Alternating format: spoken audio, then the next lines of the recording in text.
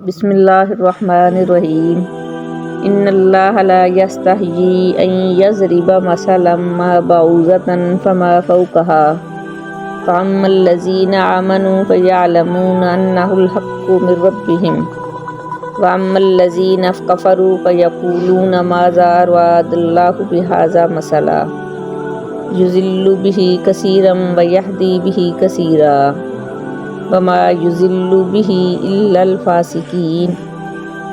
بے شک اللہ اس بات سے نہیں شرماتا کہ وہ کسی بات کو واضح کرنے کے لیے کوئی بھی مثال دے، چاہے وہ مچھر جیسی معمولی چیز کی ہو یا کسی ایسی چیز کی جو مچھر سے بھی زیادہ معمولی ہو۔ اب جو لوگ مومن ہیں وہ خوب جانتے ہیں کہ یہ مثال ایک حق بات ہے جو ان کے پروردگار کی طرف سے آئی ہے۔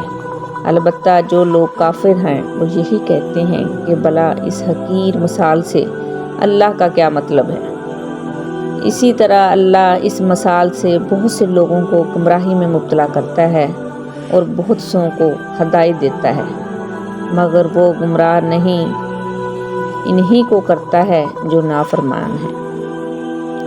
الذین ینقضون عہد اللہ من بعد میثاقہ ویقطعون ما امر اللہ بہ ان یوصل ویفسدون فی الارض اولئک ھم الخاسرون۔ وہ جو اللہ سے کیے ہوئے عہد کو پختہ کرنے کے بعد بھی توڑ دیتے ہیں اور جن رشتوں کو اللہ تعالیٰ نے جوڑنے کا حکم دیا ہے انہیں کاٹ ڈالتے ہیں اور زمین میں فساد مچاتے ہیں، ایسے ہی لوگ بڑا نقصان اٹھانے والے ہیں۔ کیف تکفرون باللہ وکنتم امواتا فاحیاکم ثم یمیتکم ثم یحییکم ثم الیہ ترجعون۔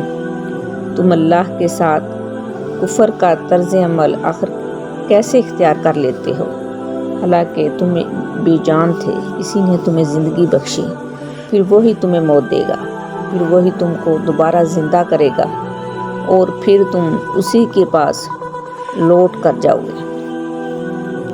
هو الذی خلق لکم ما فی الارض جمیعا ثم استوی الی السماء فسواہن سبع سماوات وہو بکل شیء علیم۔